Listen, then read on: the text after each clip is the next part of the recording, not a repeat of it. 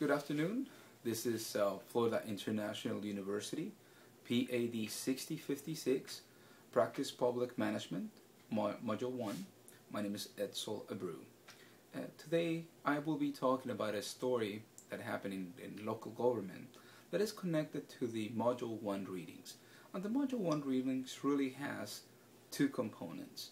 The components of the summary on history, on how government expanded when it needed to expand, and how now the perception is that government need to be shrank, they need to be reduced. During Woodrow Wilson, the 28th President of the United States, there was a very limited government interaction. There were a lot of things that were happening, and these things that were happening, whether in the financial component, whether selling and buying, whether assisting farmers, or whether revenue generating for the government, and the services that were expected from the government was not really clearly defined. Well, with the Federal Reserve Act, introduction of that act, the Federal Trade Commission Act, the Clayton Act, the Federal Farms Loan Act, and income tax, Woodrow Wilson really expanded the way that government connected with citizens. And with time, this interaction has expanded and given the perception, which it is happening right now, of too big of government.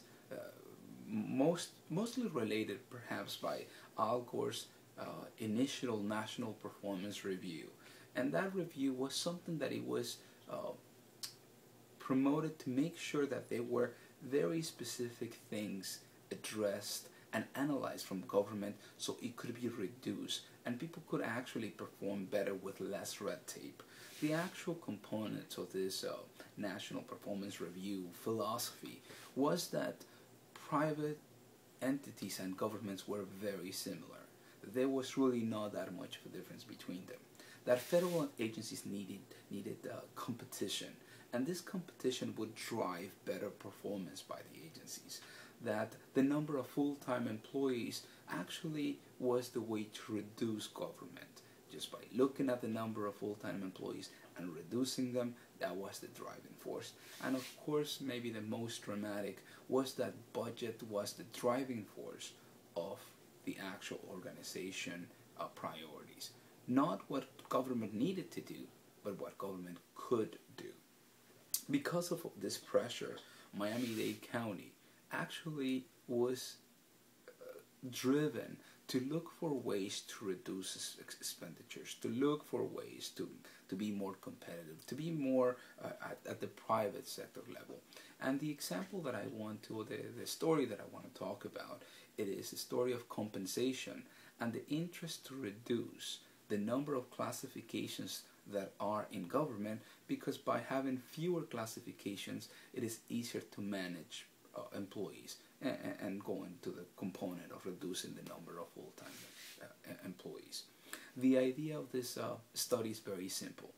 Perform a study, identify how much money you need to pay for whatever classification, whether it's going to be an accountant, a clerk, a secretary, a professional, a director.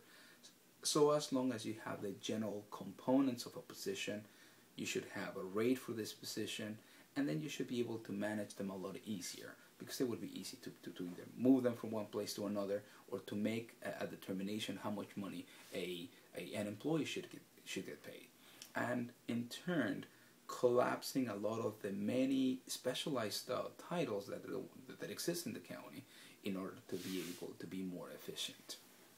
Now, one of the components that is actually supporting everything that Al Gore was addressing, and that normally in a private organization would be very easily done, because there is a lot more flexibility in the private organization, and maybe in some kind of a way counteract what Al Gore's general National Performance Review principle was, that not all things that private sector can do can be performed by government. And the bigger issues and the big components to this was budget issues. When you're making an assessment of jobs, and it is determined that certain classifications are not paid as they should, which they potentially may go at a higher level, there's a need for that gap of what they are making now to what they will be making. This is just assuming that the study was, the job study was performed, and it was identified that certain classification that needs to be upgraded because the actual cost or the market value for that job is a lot more. So budget restriction was something that prevented something that in private government can be easily, or not private government, but private organizations can easily be done by just saying, okay, we're going to have a new job and this job is this much money. Government is a little bit different because there are other factors that are politically connected, such as union and political conflicts. One of the components that it was actually identified by Miami-Dade County is that compensation has to be negotiated. You cannot just change titles, or you cannot just change compensation. Of course, if you're going to increase the amount, that is something that probably the unions will accept.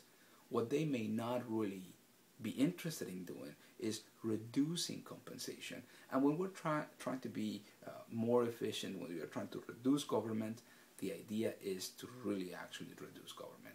So because of the budget issues, because of the union issues, and because of political conflict, it was very, very difficult. And still to this day, 10 years later after Al Gore, Miami-Dade County still continues to